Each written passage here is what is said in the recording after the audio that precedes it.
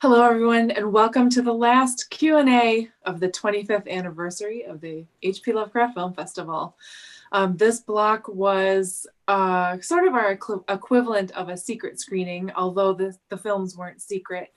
We put them all together because we thought they were really fun and off-kilter and quirky, zany, basically the wackiest films we could find for the festival. And we like to end the festival sort of on a light note to get you kind of ready for next year and having that like good memory in your mind to take you through the next year until the H.P. Lovecraft Film Festival happens again. So we are joined by filmmakers, Trash People from the Dump, aka Theo and Laura Fress, who made The Unicorn God. Hi. We have Hi. Tom Byrne from Reanimated. Hello. Matt Jarjosa from At the Mountains of Madness. Hi. And Max Johnson, who did Wally and his hideously malformed Wart. Hi. Hi. So welcome. So thank you all for being with us at the festival.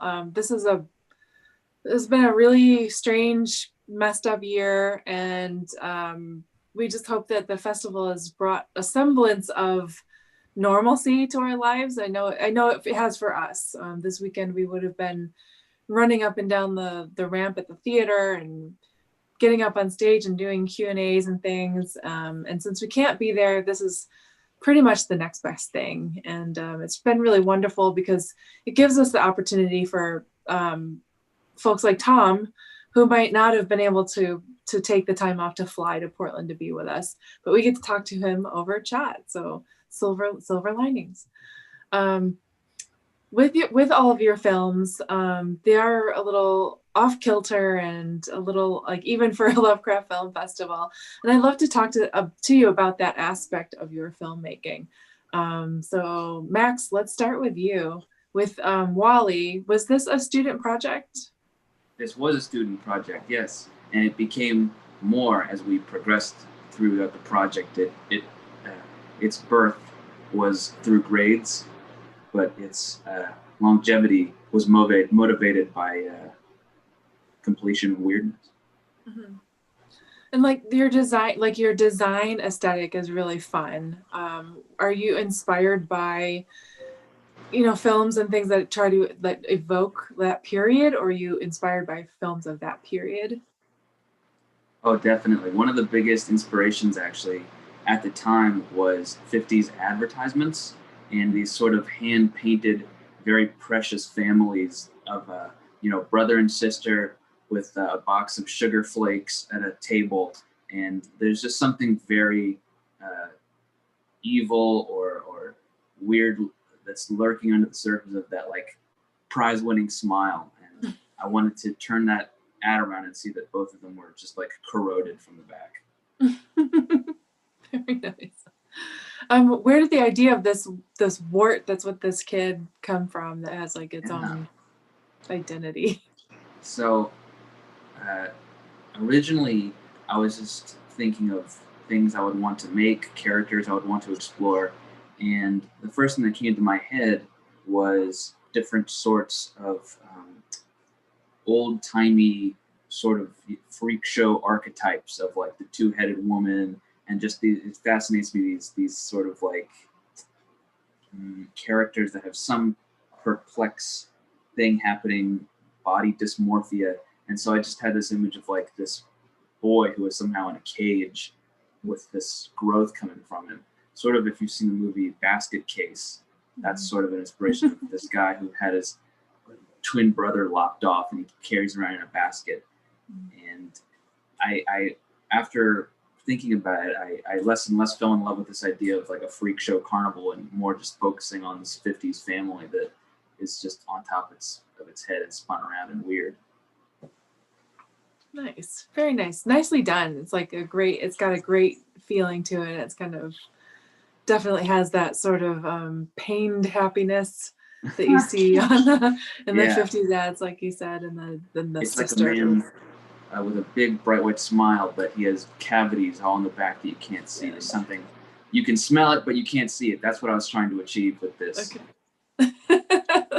Mission accomplished. All right.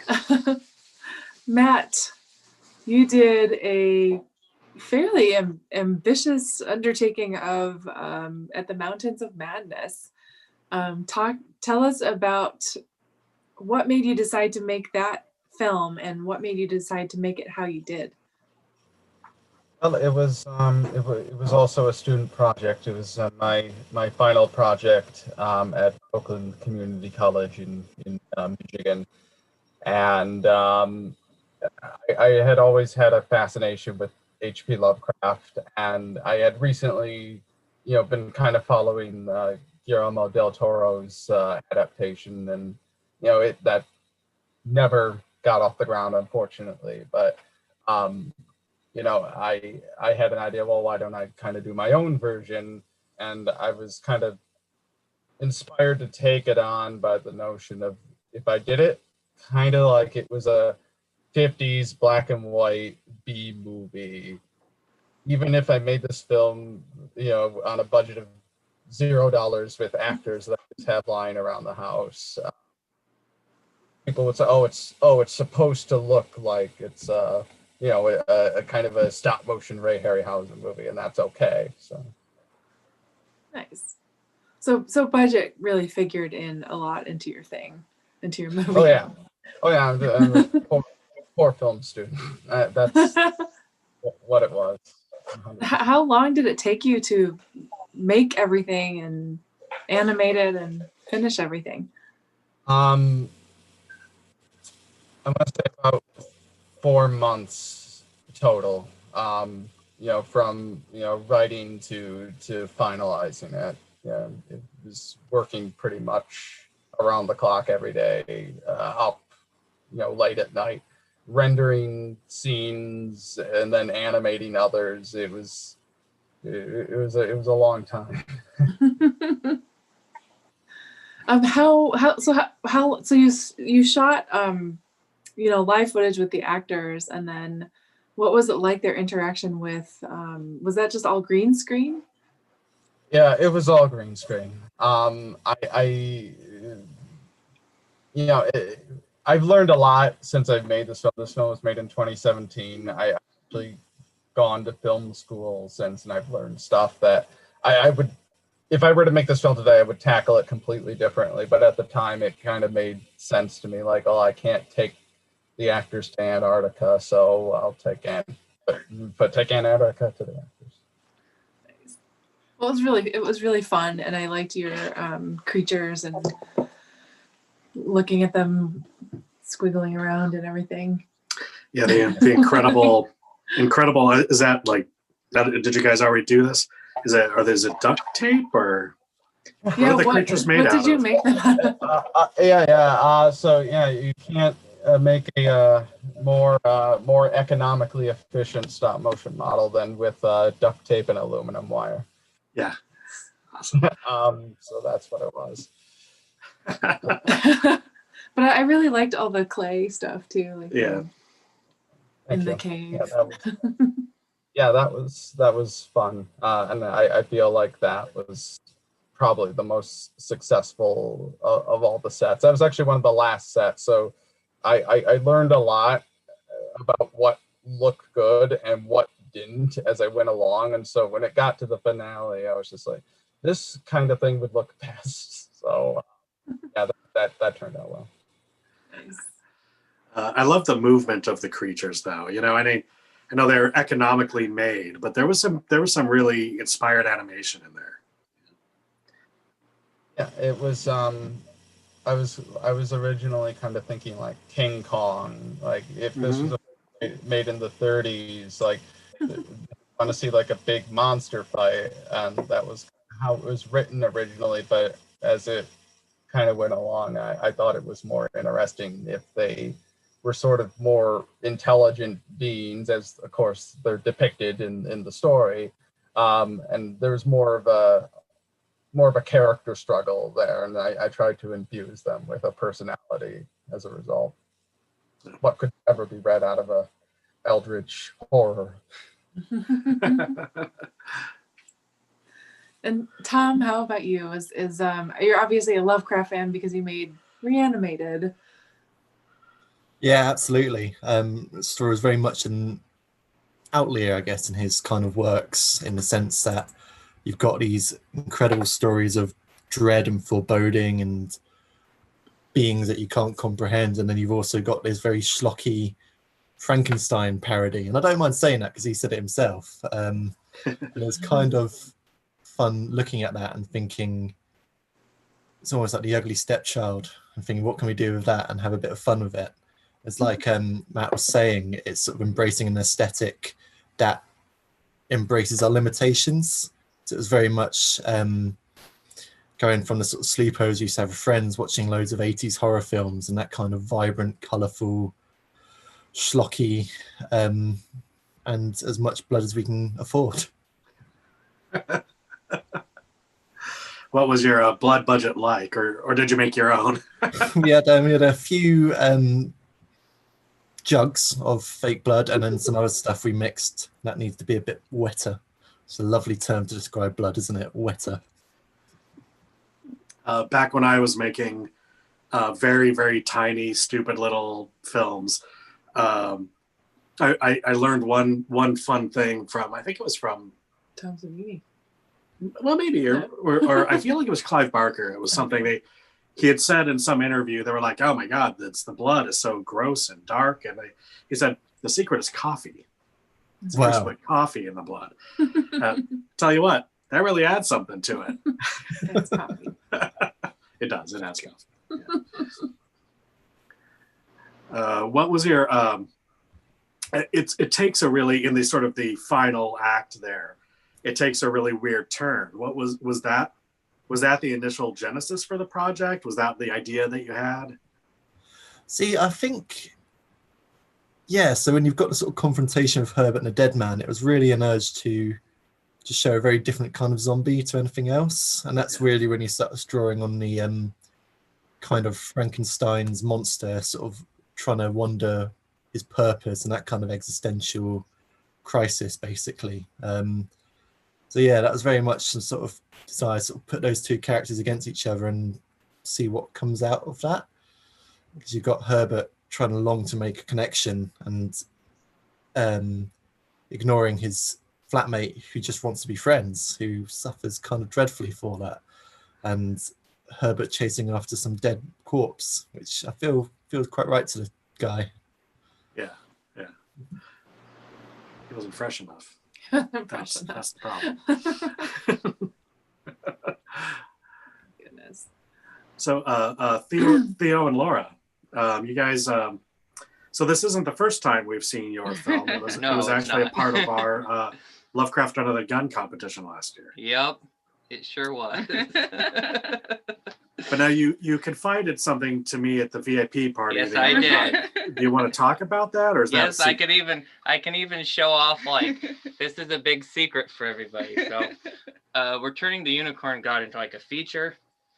I've got 8 songs written for it already, but I gotta show you. I made this puppet such a pain in the ass to use too. I don't know why, but, and it's for the most important scene in the movie too, so that's good.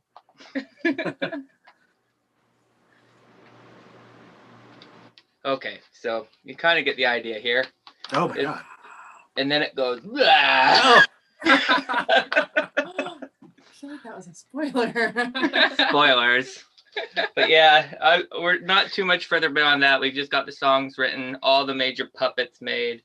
But we started working on it right before like the whole Black Lives Matter movement exploded, and then any creativity I had was gone.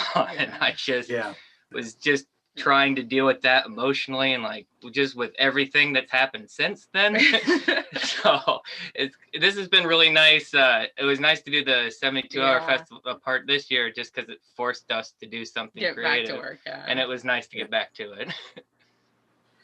Now you do a fairly regular YouTube series. You know, you do like film adaptations, kind of. Well, like film lately, adaptations as lately if we've people been had doing seen films. Lately, it's morphed a little bit.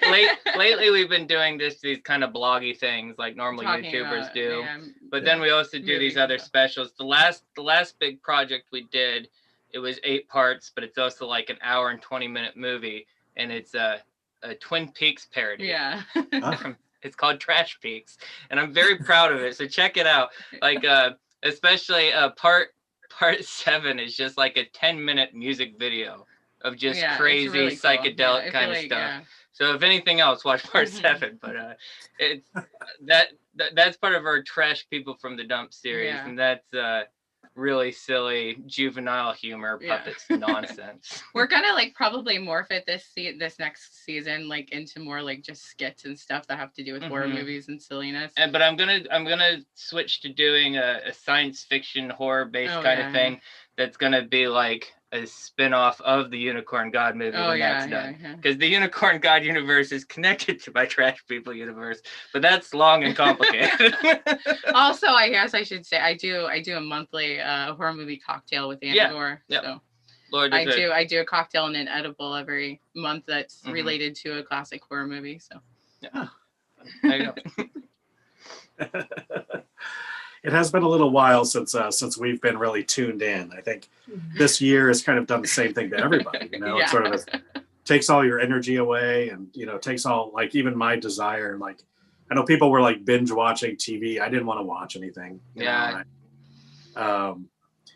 it's good that we have things like this, because it's really what I look forward to. Really, is this community, like being able to come here and see you guys and talk to you about this stuff. That's what it's really all about for me. And so I'm glad that we were able to do this, because it's depressing, man. So it's a depressing world right now. I mean, to give you an idea, I haven't even started on the new season of Ozark. I love the first 2 seasons. That was one of my favorite new shows on TV. I actually considered it the best non-horror horror TV series. Because it does so much to create this sense of dread that we love so much in this kind of Lovecraftian milieu. But enough about me. What about you guys, Matt? What's happened with you since this whole pandemic thing started? How has it affected your work? Well, the interesting thing is it's actually kind of opened up a lot of possibilities in my case. My job basically just doesn't exist anymore as a result of this pandemic. It was I did a lot of like going into like corporations and kind of helping out around like the cafeterias and whatnot, and now all of that's in-house. They don't do that sort of letting guests in anymore. So in a weird way, it's actually kind of helped me a little bit. And like I hinted at earlier, I was going through film school once again, and it's kind of allowed me to pursue more ambitious projects than I might have actually been planning. So that's just my experience of it. Otherwise, it's a pretty horrible thing. Otherwise, right. I don't know, I think it's important to find a little bit of a silver lining. It's given us some opportunities, but it's. I mean, clearly, it would be nice to not have a pandemic that's killing hundreds of thousands of people still. But it has forced us out of our comfort zone in a lot of ways. But it's made certain things interesting and possible. I mean, I had never heard of Zoom before the pandemic at all. So there's that. I've learned Zoom. Max, where are you located? I'm currently in LA. Yeah. There's how are things going down? Fire just around my apartment, but we're okay. Yeah, we had some pretty bad. We had a fire out here. It was probably 50 miles away, but the smoke was right here in Portland, and it we couldn't go outside for like a week. Yeah, is that what it's like there? The door, and it's just like a bonfire hits you in the face. It's not good. No. But this is nice. This whole virtual thing going on. And here's another positive. I drew a little worm man for you guys. Oh my God! Look at that. Oh, Wow. My thought was I would call him Tennessee Wormman, but I'm going to leave that to you guys. You can kind of decide or make up whatever you want. So there's a little brightness. Did you just doodle that? I just now? approve of the name. Just now for you guys, improv. Also, I brought this. It's not as good of a puppet, but it's she makes a cameo in the Wart film. Shelley. Yeah. I caught your reference to Basket Case earlier when I was off Crushing Ice. And It's like a great what a movie. douche. Great movie. Yeah. One of the best. That and in terms of Frankenhooker. Media, Frankenhooker, also good. Yes.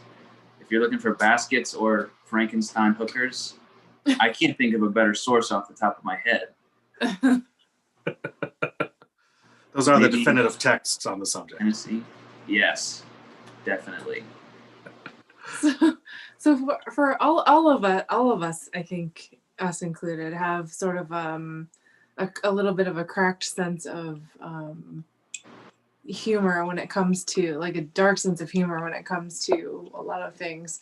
What are some of the movies that have influenced you in your work? In terms and when you're making films, do you always kind of look for that weird element in your story to pull out? Is this a question Well, to pull out and make bigger for everybody? For everyone, but you can start. Yeah. Sure, I'll kick it off. When I was a kid, the first one I can recall is Pee-wee's Big Adventure. And I think we're all familiar with Large Marge. And it's funny because when I was a kid, I was really terrified of that. I really didn't like that at all. And I think that's the fascinating thing about this. And I believe that a lot of people share this, is that the things when you're a kid, you really are, it's almost like I don't know, the magnet changes at one point in your life and it turns into an attraction to things that you were scared of. And that's kind of the difference. We're the courageous ones who went back and dared to move forward. We dove into the scary instead of moving away from it. You guys can go. Let's hear from Tom. Is that? Let's hear from Tom. Yeah. Quite a hard follow-up, Max. Yeah, I think like a sense of humor is definitely important for everything, really, especially in the last few months. More often than not, things are just really quite weird, and you kind of need to laugh at that. Otherwise, you would go insane. And I think that's very much a inversion of perhaps of actually Lovecraft's writing, where rather than going mad at the incomprehensible insanity and disinterest from the universe, you just laugh at it, you shrug it off and think, yeah, it's Monday. So I think humor is important, and anything that I'm working on, I want to find a funny side, because at the other end of that is you risk taking things too seriously, and no one wants that. I think after this, I would like to find something, try and work on something that does play the horror a bit more straight, rather than perhaps trying to undercut it with a few laughs. I really want to see if we can go a bit darker and creepier. But again, if you're not laughing at points, then something's gone wrong. Yeah, fair enough. What about you, Theo and Laura? Well, I we grew up in the 90s, and I watched a lot of 80s movies on TV. So I mean, Pee-wee's Playhouse, yeah, Pee-wee's Playhouse, absolutely. Absolutely. Any Nickelodeon 90s, like, Trash and we TV. love horror movies, so it's kind of like a weird. And I really like cartoons and music a lot too.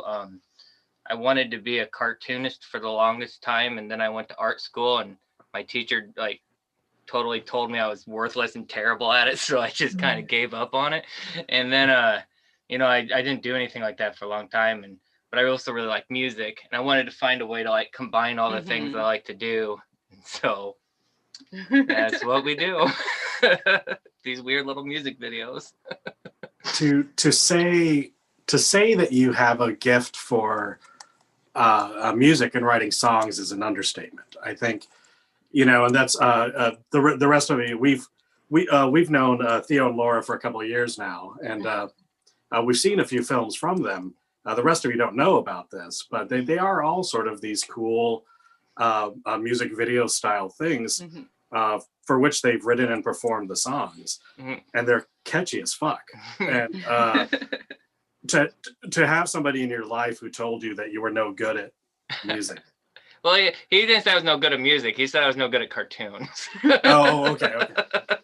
Which is funny because now I actually have like a published comic now too. So, so in his face.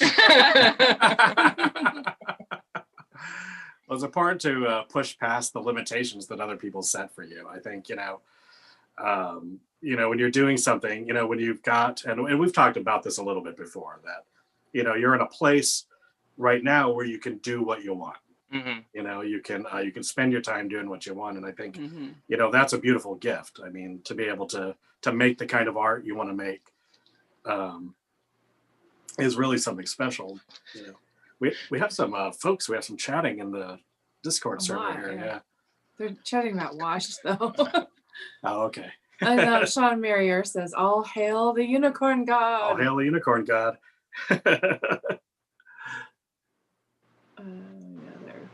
There's a lot of speculation on the weirdness of Washed.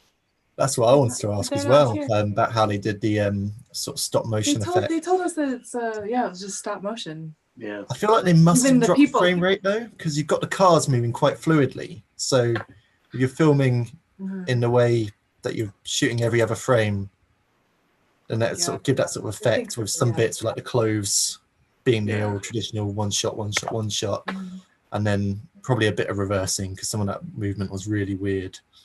Yeah. That's for sure. my educated guess.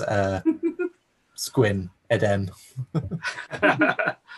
I felt while they had certainly their vision was there, but there are moments where I'm like, I think they're cheating a little bit. I think they're not. I think it's not strictly stop motion all the time. But if they were here, they could answer these questions. I know.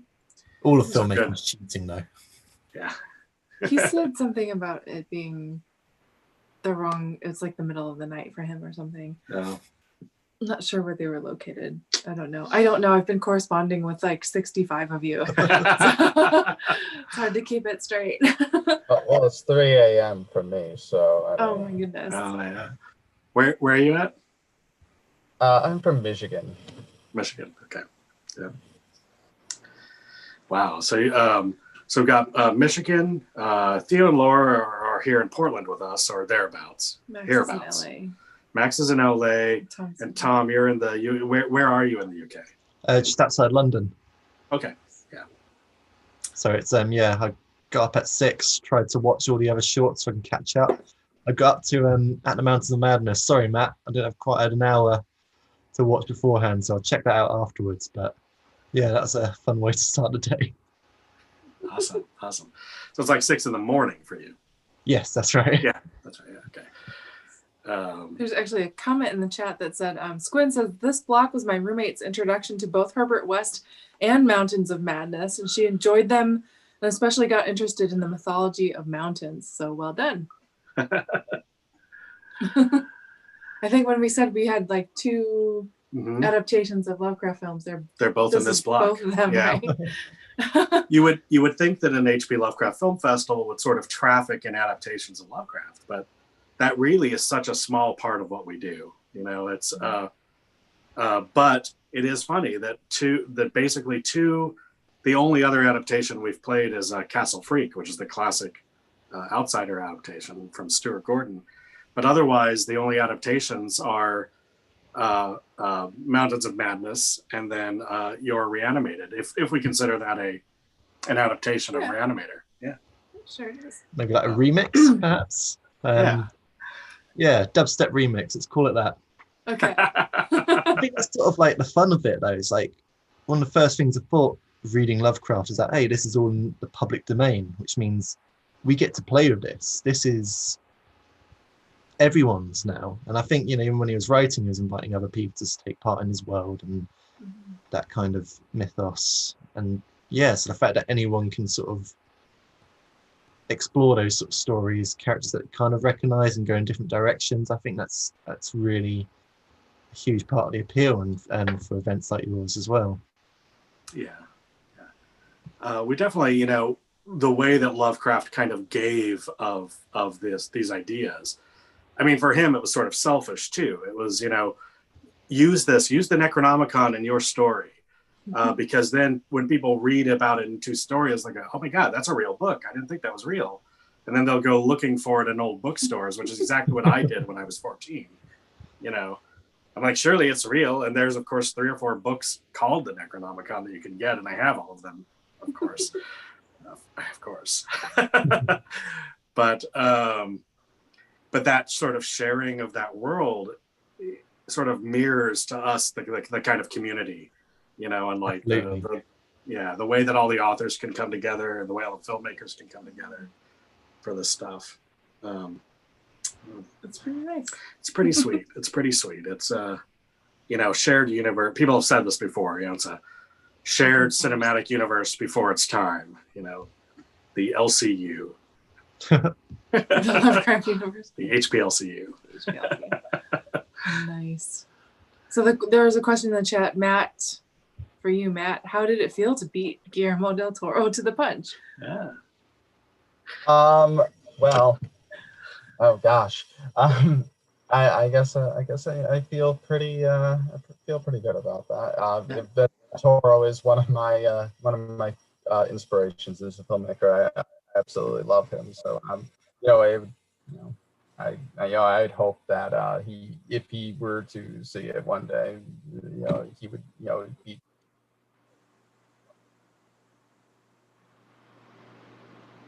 Your audio dropped out right at the end. Oh, I was just saying, well, you know, I'm trying to be a little bit humble, but one can dream. I wish I had a way to contact Guillermo. I do not, but you should definitely send him a copy of your film. You know, I think yeah, you know, he's always very encouraging, you know, to people, and he loves movies. He loves movies, yeah, and he loves indie films and he loves no budget films. Yeah. And I think he would like to know that somebody beat him to the punch. In your face will be the subject line. I'll have to look into that and take advantage of that for sure. Now your sets were handmade and your monsters were duct tape armatures, but your performances are no slouch. We thought that they were actually very informed performers. Where did you find those folks? And I feel like I recognize the older gentleman from something. Yeah, the older gentleman is Dale Dobson. I know that he's pretty, you know, familiar with a lot of the horror film festivals, and I believe I saw him post something about this on Facebook. So, you know, maybe you have seen him a few times before. Yeah, and I wanted to get, you know, strong actors, and I you know a lot of actors, so I wanted to, you know, get this in there because I knew what kind of movie it was going to be. I knew it wasn't going to be, you know, totally real looking. So I wanted to have, you know, strong performances that could kind of hold it up. And we talked a lot about like the characters and what they're thinking and what they're feeling, and making sure it all kind of plays out in a way that makes sense. Yeah. It is a sort of a fascinating study in dichotomies, you know, because it does have, you know, there is sort of a handmade quality to it. But then to have, you know, what you didn't do was people the film with, you know, stick figures. You know, you had real people in there playing serious, authentic roles from the Lovecraft story, and a script that I thought very cannily condensed what is a giant story into a very small amount of film time. How did you approach that? Well, yeah, it was the thought of it was it's such a massive story, and frankly, a lot of it is just narration. There's a lot of talking, and I honestly wasn't sure how to make that totally work as at least as a perfect adaptation for a feature-length film. But I thought, you know, if I make it as a short film, I probably don't have to add anything. I could just sort of tell it like it is, and you know, it could speed along at a pace that feels nice. Yeah.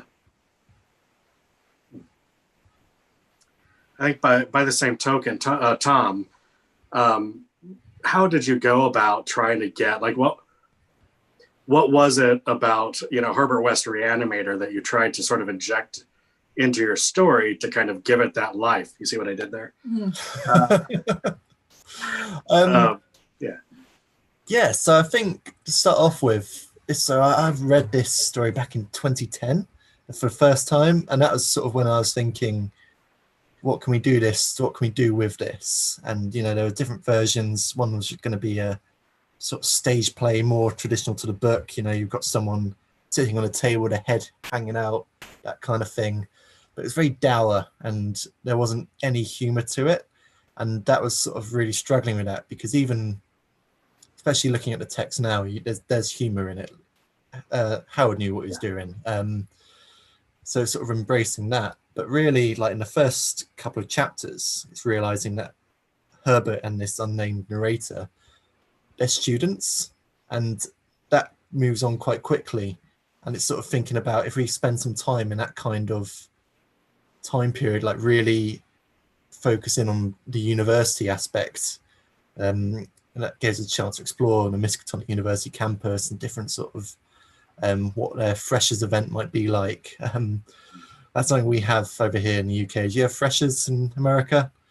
Yeah. Yeah, so first couple of weeks where everyone gets really drunk and gets slaughtered, as most of the taglines seem to go.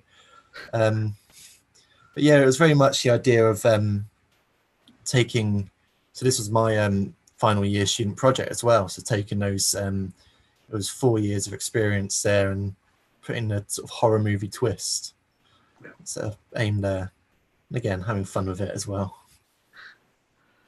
We had one person in the chat, although this was a little while ago, because some people can watch some of the stuff out of order, that said they thought that you'd filmed the fresher sequence in Sam's Billiards, which is the place where we usually have our like pre-parties and our after parties. We're like, no, man, that was totally not even in this country, but it does bear a striking resemblance. Yeah. I feel like the venue we use must be our UK equivalent of that place, because they're very open to sort of weird kind of funky events. We actually did our cast and crew screening in there. So it's the same event where the Dead Man tore through all those people watching the film. It's quite fun seeing some of the more adjacent people putting it together, realizing, wait, that's here. My cinematographer, he said it was the equivalent of watching Jaws on a boat. So yeah, it's nice to find those sort of places that do support the strangeness and the less commercial, perhaps inclined events, places that support the arts, which I'm sure is probably more important now than ever, thinking about it. Yeah. There's you know, for a long time, I mean, I think Reanimator was the first, when I was 14 or 15 or something, the first Lovecraft film that I had seen, Stuart Gordon's Reanimator. And I labored under the impression for a long time that it was not authentically Lovecraftian, you know, because you're reading Lovecraft's conventionally published works and going, well, I mean, this guy doesn't write about, you know, intestines, you know, roping out of a person and strangling another person, and he doesn't write about heads cut off on tables, and there's not really even that much blood. Like, so clearly this isn't a Lovecraft story. And at the time, you know, I'm an old dude. I'm 49 this year. And when I was 14 and 15, finding a copy of Herbert West Reanimator to read was actually a little challenging. It wasn't widely published. Whereas now you can get books that have all of his stories in it.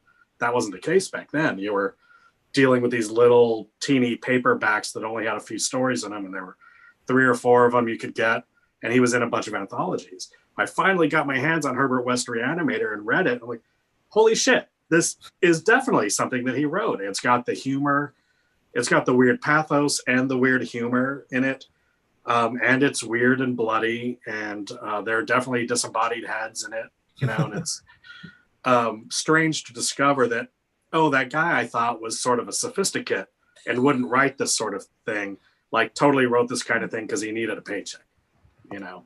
Yeah, it's quite freeing, isn't it? That even this writer who's done the works, that's influenced so many things, occasionally cashed it in. Makes everyone else, hopeful, the starving artist, feel a lot better about doing the work for the paycheck. Yeah, it's really interesting to think about. I mean, you know, we're in a time where we've got Spotify, we've got Amazon Kindle, you've got all these sort of texts available instantly. Like, I'd say there's very little that you could mention now that you wouldn't be able to find, especially if you're, you know, a bit illegal. There's everything's out there, and I suppose, yeah, it must be really interesting to think about how coveted a single book would have been then, like looking for the Necronomicon in a secondhand bookstore. And yeah. That is very much what it felt like back then, you know, the search for those books. And we, and that was when I was much younger, but before we moved to Portland, Gwen and I lived in New Orleans. Now, if you've seen the film, The Beyond, Lucio Fulci's The Beyond. I haven't. And there's a bookstore in there that has a copy of the Book of Iban in the front window. And we lived literally like a block and a half from that bookstore. And so whenever I walked past it, I had to resist the urge to like go in there and ask them, like, do you have that book that was in the window? Because I don't see it in there anymore. And I did that once, and they did not know what the fuck I was talking about. But they, as it turns out, you know, it's a bookstore in the middle of the French Quarter. What they sell are New Orleans travel guides. There's no, and history, New Orleans history. They don't have any occult lore or rare books or anything like that. And it's, yeah. But it does look from the outside like it should. It does, and it has the old sign. It's the same sign you see in Fulci's The Beyond. The library bookshop is the same sign they have now. But I'm pretty sure it hasn't been painted on the outside since then either. Well, no, yeah. It's a historic district, so they have to use just the right color of paint and all that bullshit, you know. The UK equivalent to that is I visited a secondhand bookshop in Notting Hill, and they always get asked where Hugh Grant is. So you guys have occult, horror, potential demonology books, and we have people looking for Hugh Grant. So for about 6 months, I lived in London, and I lived right off the Bayswater stop on the was that the Circle Line? I think so, yeah. All right, and that's central part. Yeah, well, yeah, it's by the there's the big white shopping mall there. Big, I don't know if it's still there. It's been forever, but I remember that was, I think that Notting Hill, the movie, was pretty hot, like right there at that time. And I remember, you know, you couldn't go past that stop without thinking about the movie at the time. I haven't seen it. Well, I've seen like I saw the last 10 minutes of it on a plane.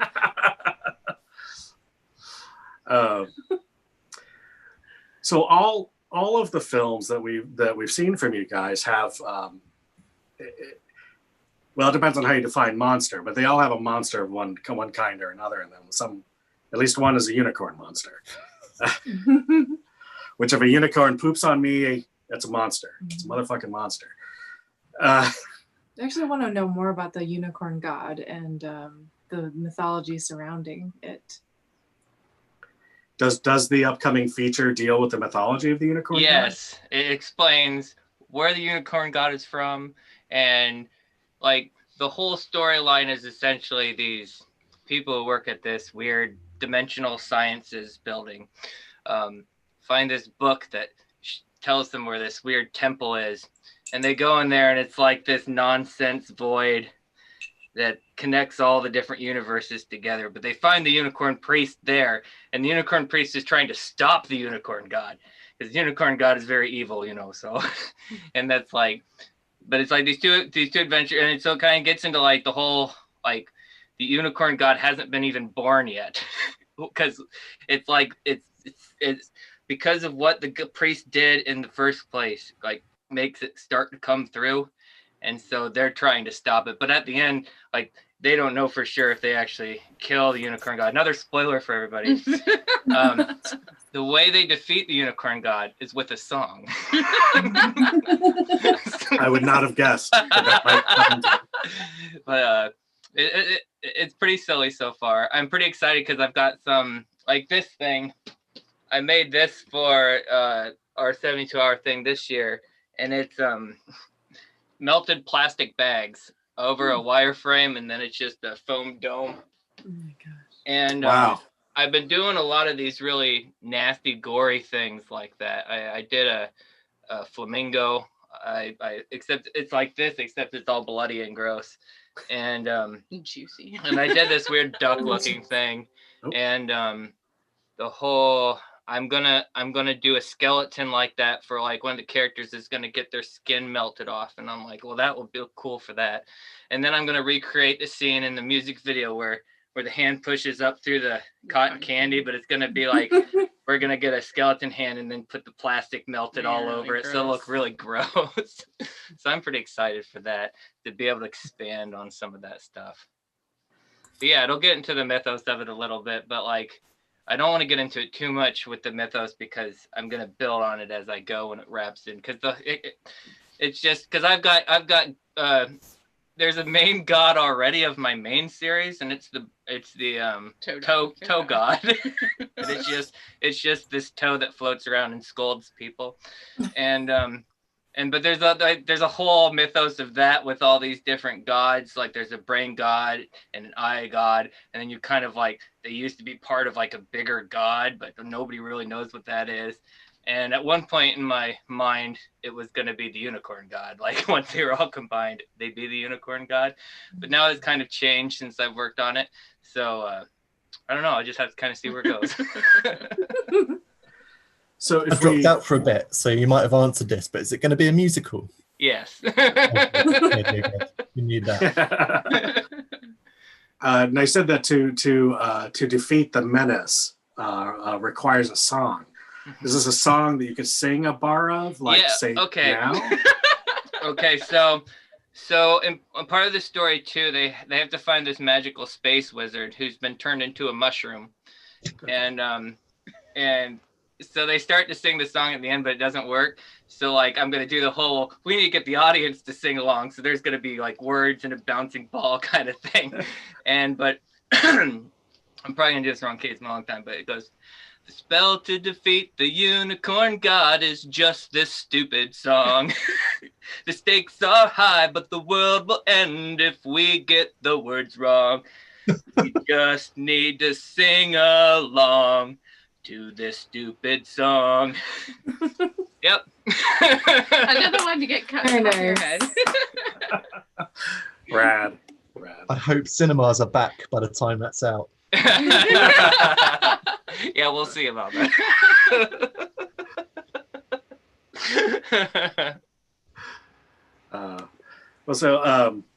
Max, did you? Now I was out for a little while making a cocktail, but did you guys talk about the Wart Monster? Did you talk about how you designed or devised that?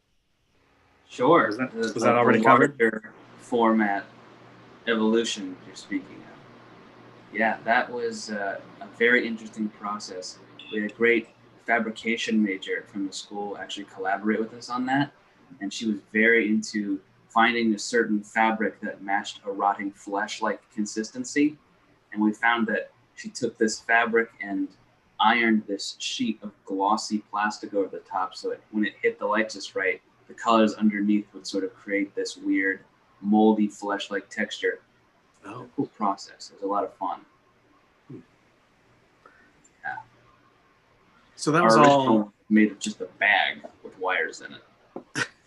That one wasn't as good. So that was all physical animation. Yes, the actual monster was, and there's a transformation sequence where Wally and his Wart transform into that, and that is a mixture of the puppet growing and we squished it down in full perspective, but there's also some frames in there that are 2D animation that we then printed on laser woodcuts and glued down and took pictures of, so they're technically flat, but they're drawings that are present on the set that we switched out and changed into the final monster. Huh. Very fun. I would not have thought. Yeah. How long did it take you to create all of that? That sequence in particular? Yeah, that and the film in general too. Like, what was the production cycle like for that? It's been a while, and I've sent a lot of the memories to the dungeon and tried to forget a lot of it. I just sort of went through and didn't look back. I would estimate about 5 to 7 months production time. We had a lot of hot sets going, and a lot of scheduling needed to be worked out. So we could have the person who came and lit the set, we could have the animator there, we could work out all the technical bugs. And there were a lot of days where I would be up until 2 a.m., 3 a.m., and just be under hot lights, slightly moving a character and taking a picture, and then questioning a lot of the things that I've decided to be up until this point, then going back and moving the character a little bit more. And I actually was doing Invisalign at the time, and that was very inconvenient on a set because I couldn't eat anything. So it was just sort of a physical contest with myself to create this. I can't even imagine. So what scale were the armatures? Sure. Wally and his Wart were. Oh yeah. I'd say they're maybe 8 inches, 9 inches.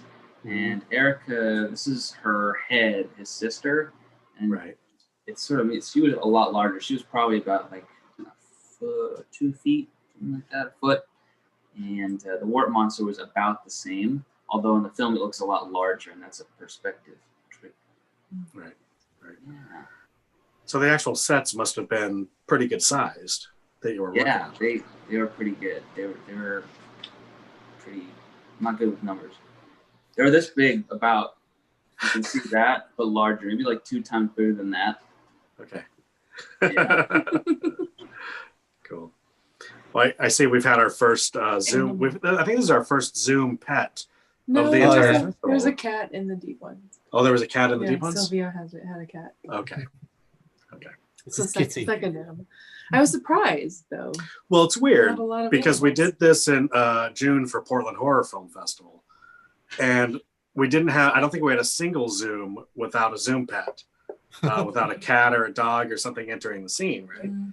And then we got to the HP Lovecraft Film Festival, and suddenly no Zoom pets. Oh no! Are there any other pets hiding in those windows that we haven't seen yet? Ours Ours is sleeping in the living room. Ours is taking a nap. I got a cat that's kind of coming in and out. I also have a chameleon. Oh. A lot of flies in here. Yeah, there's you might need to do something about that. That's although you can't open them. Be alone. Well, geez, we've Max. been. Yeah. So I've got a very technical question that only film people will be interested in, probably. What sort of equipment were you using to shoot it? Is that a kind of DSLR type setup, or were you using something more specialist for animation? It was definitely a DSLR setup. We had some top-down shots that we needed to get to sort of implement into the final composition, and we used a software called Dragon Frame, which is a common stop-motion sort of software a lot of studios tend to use. It's fairly easy, and we made the characters. Erica, which is the sister, she was a foam stop-motion character, which we had this big plaster mold that we had to create, and we filled it with first the armature and then injected foam into it and painted it. So it's a whole litany of cancerous chemicals that are just a lot of fun. Yeah. Well, it's helps get your lungs ready for all the smoke. So Yeah. Weight training. Yeah, that's right. You know, I don't know if this ever works, but if we told each of you to just make us a Lovecraftian film for next year, would you do it? Yeah. Yeah. Already planning on it. Well, I mean, we're gonna do the 72-hour thing one way or the other. I'm toying with the notion of doing something Lovecraft inspired. Okay. Sometimes. What would you go for, Matt? What sort of story would you follow? I'm not sure if I would do a direct adaptation or if I would just do something kind of inspired by H.P. Lovecraft. I'm kind of playing around with different ideas to see what makes sense. Cool. Well, we hope to see these efforts from you. You know, remember that we're here. You all get a free. Oh well, yeah, that's right. That's right. I forget about that because this is part of the deal in COVID years that everybody gets a waiver for next year, right? That's part of the deal. So you got to submit something next year, or I think we made it good until 2022. So you could skip next year, but you should probably be working on something for us. Is that a deal? Are you guys? Max is the only one we're not hearing from. He's like, I don't know. Yeah. I don't know. I can see that you're not muted. It doesn't work. I see all.